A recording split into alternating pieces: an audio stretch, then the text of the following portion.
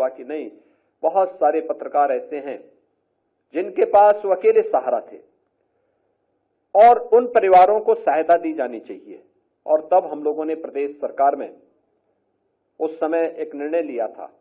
कि प्रदेश सरकार उन परिवारों को अपनी ओर से 10-10 लाख रुपए की सहायता देगी। विगत वर्ष हम लोगों ने 50 ऐसे परिवारों को यह सहायता राशि उपलब्ध कराई। आज 51 अन्य परिवारों को यह राशि यहां पर उपलब्ध कराई जा रही है। ये एक छोटी राशि है, लेकिन एक भारत का मीडिया स्वतंत्र है, लोकतांत्रिक मूल्यों के प्रति प्रतिबद्ध है, लेकिन कोरोना कालखंड के अंदर वो अनुशासन उनके मन में भी दिखा और उन्होंने उस अनुशासन के साथ लोगों को जोड़ने और उस जागरूकता के प्रचार प्रसार में जो योगदान दिया, मैं स्वयं उन दृश्यों को देख करके कभी कभी, क्योंकि कोरोना की आहट के साथ ही इस पूरे कार्यक्रम के साथ बहुत एक्टिव रूप से मैं जुड़ा रहा, लेकिन जो विजुअल्स आते थे, जो दृश्य देखे जाते थे, मैं देखता था। पत्रकार बंधु उस समय भी जाकर के,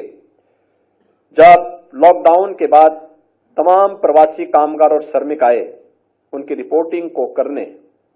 अवेयरनेस के कार्यक्रम को आगे बढ़ाने, जागरूकता के साथ लोगों को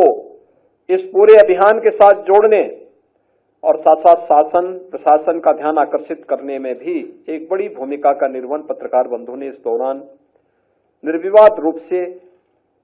प्रदेश के अंदर भी, देश के अंदर भी और दुनिया के अंदर भी किया।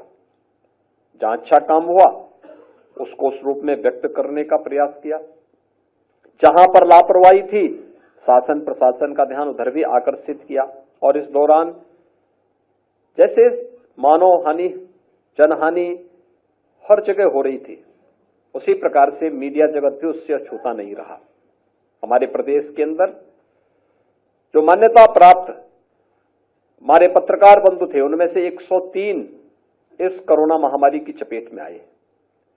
यद्यपि वैक्सीन आने के साथ ही हम लोगों ने व्यवस्था की कि पत्रकारों के लिए अलग से कैंप लगे और हम लोगों ने उनके लिए बूथ बनवाए थे। और जो पहली वैक्सीन लगाने की कार्रवाई प्रारंभ हुई, वह किसी राजनेता को नहीं, किसी प्रशासनिक अधिकारी को नहीं, बल्कि हेल्थ वर्कर्स के बाद हम लोगों ने जिनको प्राथमिकता दी, उनमें हम लोगों ने कोरोना वॉरियर्स के रूप में पत्रकारों को भी इसमें प्राथमिकता दी कि उन्हें भी ये वैक्सीन ली जानी चाहिए। लेकिन उस सब के बावजूद हमारे बहुत सारे बंधुगण इसकी चपेट में आए। 103 को अपनी जान गंवानी पड़ी और उस दौरान हम सब के सामने आया कि केंद्र और राज्य सरकार ने हर एक तबके के लिए कुछ न कुछ किया है, लेकिन एक तबका ऐसा है जो हमारे लोकतंत्र का एक स्तंभ है, वह अपने सीमित साधनों से अपनी जान की परवाह के बगैर शासन प्रशासन का ध्यान भी आकर्षित कर रहा है, एक प्रकार की जनसेवा का कार्य कर रहा है, अपने लोकतांत्रिक मूल्यों के प्रति प्रतिबद्ध होकर के इन कार्यक्रमों को आगे बढ़ा रहा है। लेकिन उसके लिए कहीं भी कोई सुरक्षा की गारंटी नहीं, उन्हें कहीं भी कोई सुविधा नहीं। तो उस समय पहले बूथ लगाए गए, उसके बाद उपचार आदि के लिए स्पेशल व्यवस्था भी करवाई गई, तमाम अन्य साधन उपलब्ध करवाने के साथ ही बाद में महसूस हुआ कि नहीं, बहुत सारे पत्रकार ऐसे हैं जिनके पास वो अकेले सहारा थे और उन परिवारों को सहायता दी जानी चाहिए। और तब हम लोगों ने प्रदेश सरकार में उस समय एक निर्णय लिया था कि प्रदेश सरकार उन परिवारों को अपनी ओर से 10-10 लाख रुपए की सहायता देगी। विगत वर्ष हम लोगों ने 50 ऐसे परिवारों को यह सहायता राशि उपलब्ध कराई। आज 51 अन्य परिवारों को यह राशि यहां पर उपलब्ध कराई जा रही है। ये एक छोटी राशि है, लेकिन एक संबल है शासन की ओर से उनके साथ में